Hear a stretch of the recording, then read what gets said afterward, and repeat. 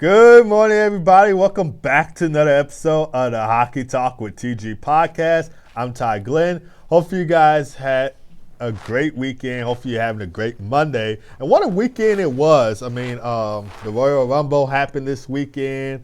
You got Charlotte Flair, who of course is the daughter of the Nature Boy Ric Flair, winning the Women's Royal Rumble. And then you got Jey Uso, who's Roman Reigns' cousin.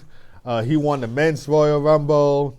And then Cody Rhodes, he retained his title over Kevin Owens. So it was a great Royal Rumble. I'm not sure if fans liked any of the Men's Royal Rumble because I thought, John Cena had it in the bag. And besides, this was his last Royal Rumble. And this was the farewell tour of John Cena. And I thought, or at least most people thought, that John Cena was going to win the Royal Rumble. I thought he was going to win that Royal Rumble too. But it turned out to be Jey Uso to win the Men's Royal Rumble. So at one part, I am kind of happy Jey Uso won. Congrats to Jey Uso, main event Jey Uso going to the main event of WrestleMania. And then at the other part, I wish that John Cena would have won because, like I said, this was his last Royal Rumble. He's on the farewell tour, so it should have made sense that John Cena should have won. But of course, Triple H, made Jey Uso won. But it's kind of 50-50 for me.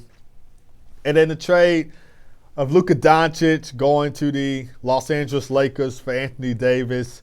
Of course, a blockbuster trade that most people did not expect. So the NHL has made some blockbuster trades, and the NBA say, you know what, let us make a blockbuster trade with Luka Doncic going to the Lakers for Anthony Davis. And then my Chicago Bulls traded Zach LaVine to the Sacramento Kings for De'Aaron Fox. Well, actually, De'Aaron Fox is going to the Spurs. Zach LaVine to the Kings. And then we get a couple of players I do not know. So it was just a big thing going around for sports this past weekend. So it's certainly unreal. But anyway, let's get into the NHL news for today. So JT Miller, of course, he was traded back to the New York Rangers on Friday, along with Eric Brandstrom, Jackson Dorrington, and then Philip Cito, Victor Mancini in the first round 2025 NHL draft pick went to the Vancouver Canucks. So the Rangers Canucks making moves right there, but the Canucks were not also done. They got Marcus Pettersson, Drew O'Connor from the Pittsburgh Penguins from Danton Heinen, Vincent Desjardins, prospect Melvin Fernstrom, and a first round draft pick in the 2025 NHL draft. But JT Miller's Rangers re-debuted because, of course, he played for the team. He played for the team before. He went to the Tampa Bay Lightning during the 2017-18 season.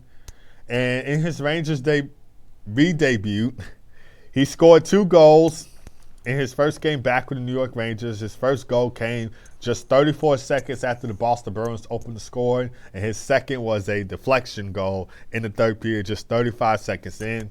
And he had 18 minutes and 48 seconds of time on ice in his Rangers re-debut. And he had 26 shifts in the game as well. He also recorded 3 hits, which showcased his physical style of play, something that the Rangers might need if they want to make a push for the playoffs. And despite his offensive contributions in his Rangers re-debut, JT Miller finished the game with a -1 plus-minus rating in the 6-3 loss to the Boston Bruins on Saturday. And leadership and experience, of course, he's a veteran player, and he's returning to the team that drafted him, and he'll bring that valuable experience and leadership qualities that the Rangers' younger players like Adam Fox or Alexis Lafreniere might need. And like I said, he played 6 seasons for the New York Rangers before he was traded to Tampa Bay during the 2017-18 NHL season, which he had 172 points in 341 games played at that time. So 72 goals, 100 assists for 172 points in 341 games played at the time. And of course, he was drafted 15th overall in the first round of the 2011 NHL draft, 15th pick. Long-term vision. Of course, General Manager Chris Drury emphasized that JT Miller is viewed as a key part of the team's core moving forward, which indicates a strategic movement in his role within the franchise. Thoughts on his debut? Despite the 6-3 loss to the Boston Bruins, in which these two teams will meet again on Wednesday at Madison Square Garden, I thought he had a great debut. I mean, he did finish with a -1 plus-minus, but on the bright side, he did manage to score 2 goals with the team, and he had, 18 minutes and 48 seconds of time on the ice. So I thought he had like a great debut. He had 6 shots on goal. 2 of them went in. And I thought it was just a solid debut despite the loss. Would have loved to see him get the hat trick, though, but unfortunately that didn't happen. But like I said, these two teams will meet again on Wednesday at Madison Square Garden, so we'll see what happens there. All right, another trade that went down on Friday. So the Dallas Mavericks went the only Dallas team making moves with Luka Doncic going to the Lakers for Anthony Davis. But the NHL team, the Dallas Stars, made a move as well. So they acquired Mikhail Granlund and Cody Ceci from the San Jose Sharks for a first-round and third-round draft pick in the 2025 NHL Draft. Both Mikhail Granlund and Cody Ceci will be unrestricted free agents after this NHL season. Impact for the Dallas Stars, of course, Mikhail Granlund, before he made his Stars debut yesterday in the 5-3 win over the Blue Jackets. He had 45 points in 52 games played this season with the San Jose Sharks, so 15 goals, 30 assists for 45 points in 52 games played. He led the Sharks in assists and points, and his playmaking abilities will help the Dallas Stars' offensive depth. And according to the Daily Faceoff website, he'll be playing third-line center with Jamie Benn and Evgeny Dadonov. I did put these notes down before the game against Dallas, so I was, unsure what were his stats from his debut with the Dallas Stars. So this was before the game against the Columbus Blue Jackets.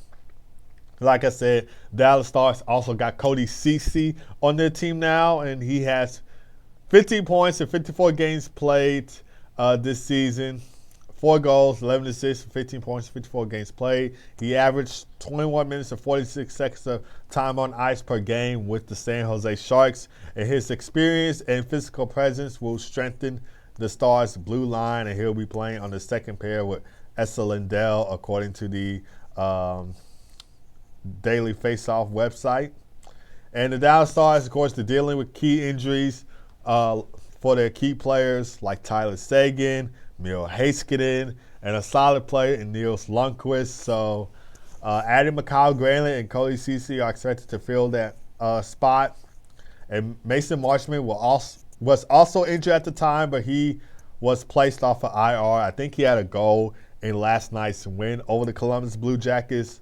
Impact on the San Jose Sharks, of course, the Sharks, just like the Blackhawks, just like the Ducks, they're going to be a rebuilding team. So by acquiring a first round and a conditional third round pick, the Sharks now hold 8 selections in the 2025 NHL Draft. 2 of those are in the first round. So they are looking to rebuild for the future around Macklin Celebrini and Will Smith, not the Fresh Prince of Bel-Air Will Smith, but the hockey player Will Smith. And cap flexibility. So both Mikhail Granlund and Cody Ceci are in the final years of their contract deals, excuse me, and will be unrestricted free agents after this season is over with. And so trading them will free up salary cap space for the Sharks to pursue other opportunities. And playoff experience. So both Mikhail Granlund and Cody Ceci bring valuable playoff experience, which could be instrumental for the Dallas Stars if they want to go on a deep playoff run. Of course, they haven't made the Stanley Cup Finals since 2020, which they lost to the Tampa Bay Lightning in 6 games. But, of course, that was an odd Stanley Cup Finals since that was in the bubble, and, the divisions were, quite different then at the time. So, yeah.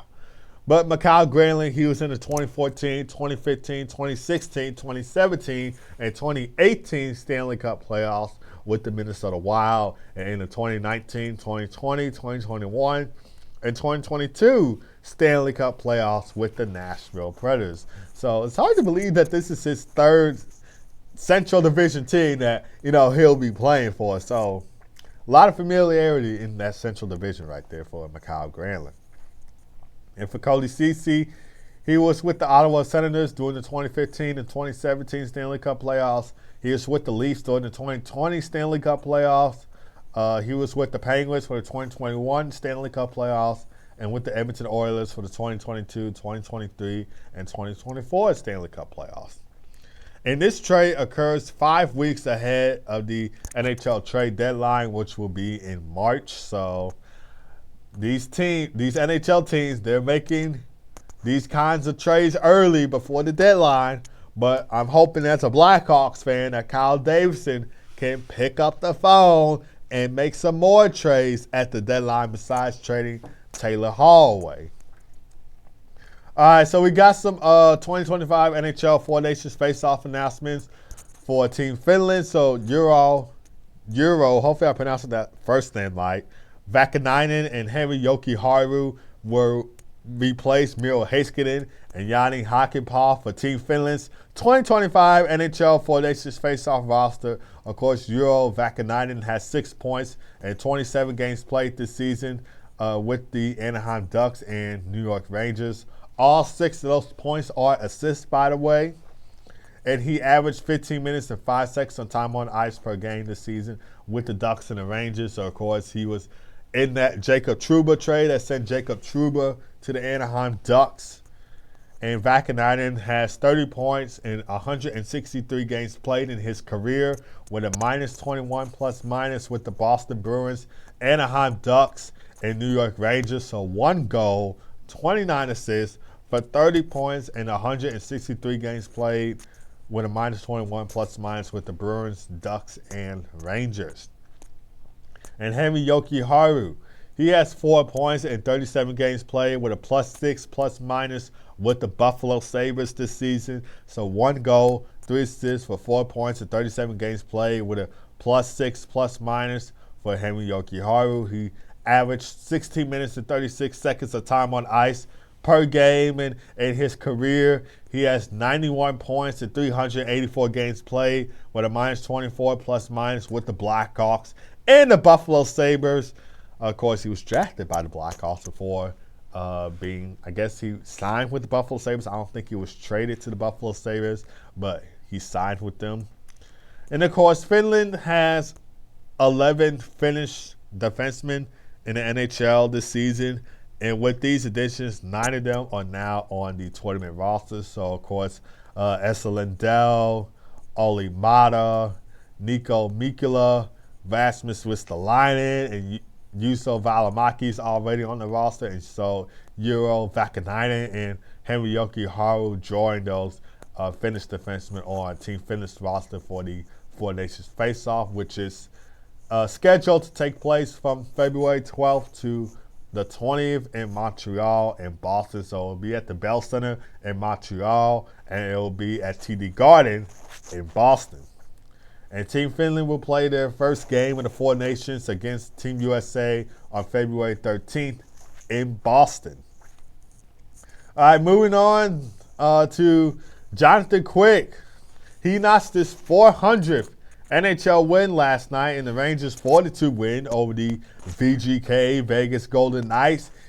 He is the 15th goalie in NHL history to reach the mark, and he's the first U.S.-born goalie to reach the mark. And he stopped 34 of 36 shots faced in the win, and the Rangers sweep the season series against the Golden Knights. They won 2-1 back in Las Vegas on January 11th. And so he has 370 wins with the LA Kings, 25 wins with the New York Rangers, and 5 wins with the Vegas Golden Knights. And, of course, some offensive contributions in this game. Mika Zibanejad, he had a goal and 2 assists. JT Miller had 2 assists in this game. So, of course, he now has 2 goals and 2 assists and for 4 points in 2 games with the New York Rangers since coming back to the team. Of course, he was acquired in that trade with the Vancouver Canucks last Friday. Special teams came to play in this one for the New York Rangers as they got a power play goal for Mika Zibanejad and another one for Artemi Panarin. And so they went like 2 for 2 on their power play. And of course, some personal achievements for Jonathan Quick for this one. He is a 3-time Stanley Cup champion. So with the 400 wins, he already adds to an amazing career that he's had. A 3-time Stanley Cup champion. Of course, he won 2 Stanley Cups with the LA Kings of 2012 and 2014. He won in 2023 with the Vegas Golden Knights, and he won a Conn Smythe Trophy in 2012 for MVP in the playoffs. And international play, he represented Team USA in multiple international tournaments, including the Winter Olympics and the World Championships. Franchise records, so during the 2009-2010 season, Jonathan Quick set the LA Kings franchise record with 72 appearances and 71 starts, and his 39 wins that season stood as the team record until he surpassed it 6 seasons later. So he already has an amazing, he adds his 400 NHL wins to an amazing NHL career. And also other notable achievements, he is a 2-time NHL All-Star. He is a 2-time William M. Jennings Trophy winner, so he won in 2014 and 2018. So no doubt in mind that when it's all said and done for Jonathan Quick, that he will go to the Hockey Hall of Fame and possibly the U.S. Hockey Hall of Fame. So no doubt in mind that he's going to be in the U.S. Hockey Hall of Fame and the Hockey Hall of Fame when it's all said and done. And this season with the New York Rangers, he is 7-5-2 with a 3.04 goals against average and a .901 save percentage and 2 shutouts this season. And the Rangers continue their 3-game homestand against the Boston Bruins Wednesday at 6 o'clock p.m. Central Time. That game will be on TNT, True TV, and HBO Max. All right, so we got the 2025 Beanpot College Hockey Tournament preview coming on today. The semifinals will start, and then the actual national championship won't start until February the 10th. And so semifinals matchups are scheduled. So the BU Terriers will take on Harvard Crimson at 4 o'clock p.m. Central Time. And then we got the BC Eagles taking on the Northeastern Huskies at 7 o'clock p.m. Central Time. Both of these games, of course, will be at the TD Garden and will stream on NESN and ESPN+. And the championship games will be on February the 10th, along with the Constellation game. So the Constellation game starts at 3:30 p.m. Central Time. The championship game starts at 6:30 p.m. Central Time. And both of these games will be, of course, on NESN and ESPN+. So we'll start with the Boston University Terriers. They're currently 14-9-1 of the season. They're ranked number 10th. Key players to watch out for are Cole Eisman and Quinn Hudson. They're tied for the team lead in goals. Wait, no, not Cole Hudson. Well, yes, Cole Hudson, but excuse me. Cole Eisman and Quinn Hudson, those are going to be key players to watch out for. The tie for the team lead in goals for 15. And, of course, Cole Hudson as well. He's an excelling playmaker to watch on the team. And Harvard University Crimson are currently 7-11-2 of the season. They're ranked number 39. Key players to watch out for on that team, MARC-ANDRE, hopefully I pronounced that name right. And he's been instrumental in Harvard's offensive strategies, which he showcased his speed and scoring prowess. And another player to watch on Harvard is Jack Bard. Of course, he is a key defenseman for the Harvard Crimson, contributing both defensively and offensively. Now for the BC Eagles, so currently 19-4-1 of the season. They're ranked number 1st. And key players to watch out for is the goaltender Jacob Fowler. He's been very instrumental in that for the BC Eagles, and he's made crucial saves in high pressure situations. Take a look at his stats. He is 17-3-1 of the season with a 1.63 goals against average and a .938 save percentage. And another player to watch on the BC Eagles, Eamon Powell. So he serves as team captain of the BC Eagles, and so he's going to provide that leadership and stability on the blue line, contributing both defensively and offensively. And then for the Northeastern University Huskies, they're currently 9-12-3 of the season. They won 5 of the last 6 Beanpot tournaments. And, of course, key players to watch out for on that team, Joachim LeMay, and he's from St. Pierre, Quebec. And he's known for his solid defensive play and his ability to contribute offensively. And another player to watch on the Huskies, Jake Boltzmann. So he's known for his experience and leadership for the Huskies' blue line. So he's going to be contributing offensively and defensively for that blue line, and he'll be a standout player for sure. Historical context for this, the Beanpot is a annual tournament featuring Boston's 4 major college hockey teams, so the BC Eagles, the BU Terriers, the Northeastern Huskies, and the Harvard Crimson. And this dates all the way back to 1952. So this tournament has been going on for a while now. And, of course, BU has 31 titles won in this tournament. Northeastern has 7 titles won in this tournament. So, of course, BU and Northeastern will be 2 teams that I would probably watch out for in this tournament. But nonetheless, it should be a great tournament overall. I really look forward to these tournaments every year, and I know these teams will put on a show every year for these tournaments. The only thing besides the Frozen Four that I watch for college hockey, and of course the Big Ten tournaments that they have for college hockey, so those are my 3 favorite events to look forward to. All right, NHL games on the slate for today. So there's only one game on the slate for today, and that'll be the Ottawa Senators taking on the Nashville Predators at 6:30 p.m. Central Time. This will air on Amazon Prime for Canada residents, and for Predators fans, of course, you'll be watching this on FanDuel Sports Network South. And this is the last meeting of the season between these 2 teams. These 2 teams met, I think it was in December or November, and the Senators had won that game in Ottawa. I think it was a shutout win for the Senators in that game. So this will be the last meeting of the season between the 2 teams. And like I said, this will be on Amazon Prime for Canada residents, and for Predators fans, it will be on FanDuel Sports Network at 6:30 p.m. Central Time. All right, guys, so that is going to do it for this episode of Hockey Talk with TG Podcast. Thank you guys for tuning in as always. Really do appreciate it. Make sure to give me a follow on Spotify, Apple Podcasts, and iHeartRadio. Make sure to subscribe to the Hockey Talk with TG Podcast YouTube channel. It really helps me out with you guys every Monday, Wednesday, and Friday from 11:30 a.m. to noon Central Time. So you don't want to get the time zone mixed up. But nonetheless, hopefully you guys have a great rest of your day. God first, as always. Be blessed. And I'll see you guys Wednesday for another episode of the Hockey Talk with TG Podcast. Take care.